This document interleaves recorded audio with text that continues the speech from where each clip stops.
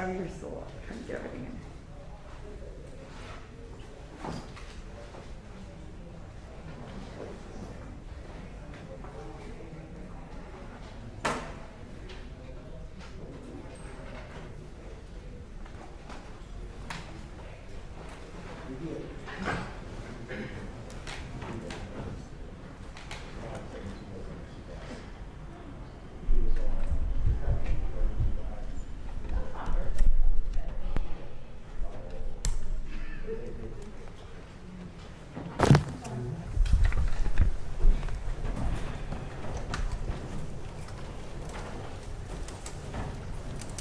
Yes and yes.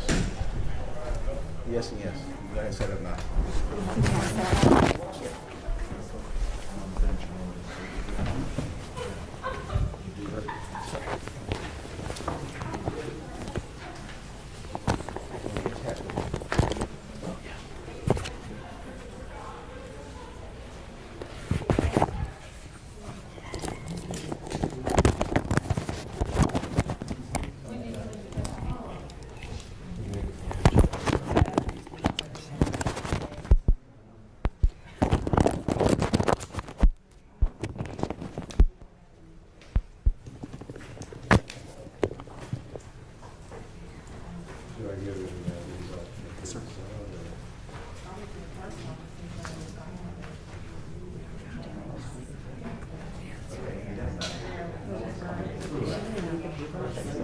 That's why I'm like, I don't know. Should we move them maybe to...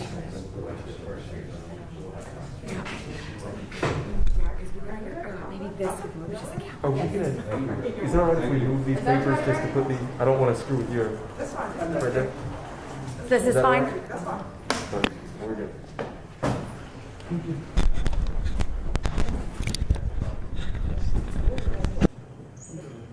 You need 1 minute? Okay.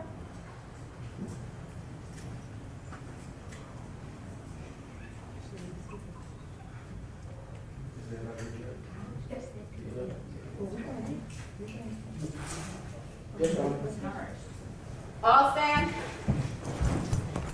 Oh yes, oh yes, oh yes, this honorable court is now open and sitting for the dispatch of this business. God save the state and this honorable court. The Honorable Judge Tanya Cutchin of Guilford County now presiding. Please be seated and remain quiet while court is in session. Thank you so much. Good afternoon, ladies and gentlemen. I'm Judge Tanya Cutchin, presiding over this session of the court.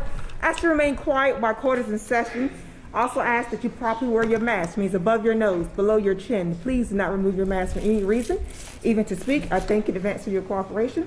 Good afternoon, Madam Clerk. Good afternoon, Madam DA. Good afternoon, Your Honor. At this time, I'm ready to proceed when you are. Your Honor, this is Mr. Avion Bell, who will be our first matter on the calendar. He is before the court on 2 bonds. The first being a possession of a firearm by felon with a date of offense of yesterday, July the 7th. That is a $15,000 secured bond. The second charge that is before the court are charges of first-degree murder, robbery with a dangerous weapon, possession of a stolen firearm, possession of firearm by a felon, and an attempted robbery with a dangerous weapon. Your Honor, on those offenses, Your Honor, there is no bond at this time. Just to specify for the court, the robbery with a dangerous weapon occurred on July 30th, 2001, and the other charges being the attempted robbery with a dangerous weapon, the possession of stolen firearm, and the first-degree murder occurred the next day on July the 1st of this year. Okay, so it was June 30th and then July the, July 1st, okay, thank you. and then the third day, of course, being yesterday, the 7th. Okay, thank you so much. Good afternoon, Mr. Bell, sir. You are here in reference to a few matters on the calendar, sir. One count of possession of a dangerous, robbery with a dangerous weapon, Class D felony, sir. The maximum punishment is 204 months in prison. You've also been charged, sir, with one count of possession of a stolen firearm, Class H felony, sir. The maximum punishment is 39 months in prison. In addition, sir, you've been charged with one count of possession of firearm by felon, Class G felony, sir. The maximum punishment is 47 months in prison. In addition, sir, you've been charged with attempt to robbery with a dangerous weapon, Class D felony, sir. The maximum punishment is 204 months in prison. In addition, sir, you've been charged with one count of first-degree murder. That is a Class A felony, sir. The maximum punishment is death. In addition, sir, you've been charged with one count of felony possession of a stolen firearm, Class G felony, sir. The maximum punishment, sir, is 47 months in prison. You do have the right to remain silent, Mr. Bell. You also have the right to counsel, sir. Is it your desire to represent yourself, hire your own attorney, or ask the court to appoint an attorney for you? All right, thank you so much. Madam Clerk, do you have the defense for the capital defender? All right, thank you. Anything further from the DA's office?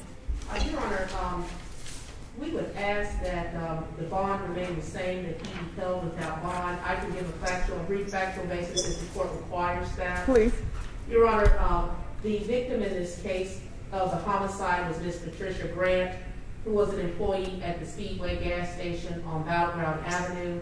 While she was there in the early morning hours, there was one customer that was in the store that then went to the restroom. There was another customer in the store wearing a heavy coat. I believe it was a very distinctive Tommy Hilfiger coat, distinctive shoes, and had a bandana on his face and covered, although it was July 1st. He was dressed as if for winter. While one customer who was a regular customer went to the bathroom before he got his customary drink and left for the day, he was in the bathroom, and what the surveillance video picked up was that heavy coated individual pulling out a gun and pointing it at our victim, Ms. Grant, presumably demanding cash. The individual that was in the bathroom heard her say no, a shot being fired, and her saying, "Help me, help me." Your Honor, the individual that was heavily disguised went out the door. The individual that was in the store called 911, of course, and unfortunately, Ms. Grant succumbed to her injuries. Your Honor, that individual, despite the fact that being early in the morning, was seen by some individuals that worked in some of the neighboring restaurants, and also persons that were just out running. Your Honor, when the Greensboro Police Department came, they did a K-9 track on this individual after being shown where he ran and jumped the fence. The track led them from the store directly to 2953 Martha's Place here in Greensboro, which I believe is 2 blocks from the place, from where this crime occurred. Your Honor, officers could see in a drainage ditch in front of the driveway a cell phone as well as a firearm had been stashed there. As they were waiting for, as they were gathering surveillance and getting other officers there, an occupant of the residence, Miss Tina Bell, Mr. Bell's mother, came out, was very confrontational with the officers, according to the police report. The officers, in conducting information on this home, knew that Mr. Bell resided there, as well as a brother of his, and that they have known gang associations within the city of Greensboro. Some of the officers write in their reports that they are very familiar with them due to their activity and who they hang around with. Ultimately, Your Honor, a search warrant was obtained. They got a cell phone as well as that handgun. Ballistic reports that I've been provided with indicate that that is the murder weapon that killed Ms. Grant. As to the cell phone, Your Honor, they did a trace on that to see who it belonged to. It belonged to an individual that had no association with that home. They spoke to that individual, and he reported that just the day before he had been robbed. And when he was robbed, his cell phone was stolen. He identified the person by the street name of Nino, and when shown a lineup, he identified Avion Bell. Your Honor, due to some of the sophistication of the Greensboro Police Department, they also, upon executing that search warrant, although it was denied by the mother that any males lived in the home, they recovered the distinctive shoes that he wore, the coat, everything. They also recovered social media footage of Mr. Bell in the outfit that he had on at the time of the murder with the same murder weapon, waving it around. Your Honor, this was a citywide effort, so while these things were going on, we have other detectives that were plainclothes detectives that had their eyes on Mr. Bell and were watching him with this incident. They noticed him making various movements with some of his associates when they knew they were being watched and followed, changing clothes, switching clothes, different things of that sort, and even breaking off and running even when nobody was chasing him. My information that I received from law enforcement yesterday was in his running from law enforcement, he got hit by a truck. They brought this information to the state yesterday. The detectives were given certainly the go-ahead to take out these charges. So this possession of firearm by felon happened the day yesterday. I assume I got a call at 10 o'clock last night that he was in custody, as the district attorney does like to be notified.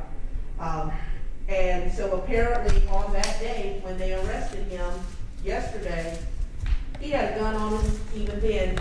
Mr.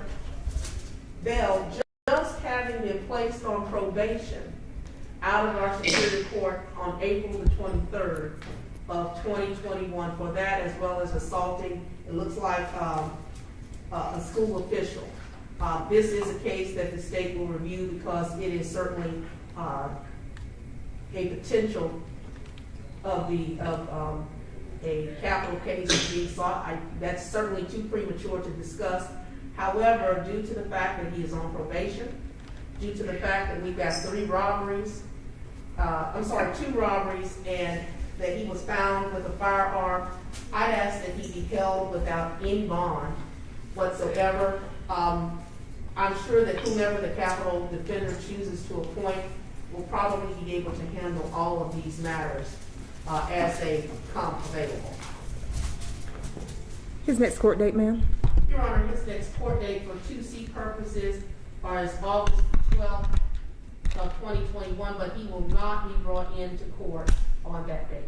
All right, thank you so much. Court services? Nothing further than that. Anything from the public defender's office? Your Honor, I certainly ask that you appoint capital defender's office in this All right, case. thank you. Mr. Bell, sir, I will appoint the Capital Defender's Office to represent you in this matter. Your next court date, sir, is August 12th in courtroom 2C. That courtroom begins at 8:30 a.m. Sir, I will hold you without bond. Thank you so much. Thank you. Completely, no bond whatsoever. Excuse me? All right, before we move on, you want to retrieve these? Yes, ma'am. Thank you.